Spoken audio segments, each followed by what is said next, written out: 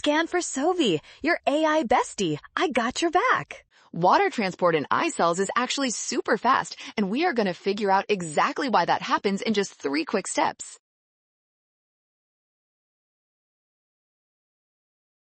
Water molecules are polar, so they struggle to pass through the hydrophilic tails of the phospholipid bilayer. This means simple diffusion is usually a very slow process for moving water molecules. To increase the rate of transport, cells use specialized protein channels called aquaporins. These act like high-speed tunnels that allow water to bypass the fatty membrane layer much more efficiently.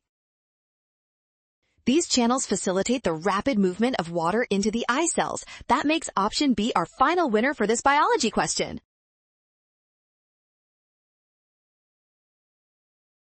Well done! Scan the code. You can learn better with Sovi. Avoid the rush and watch signs. Trust given info and check your steps.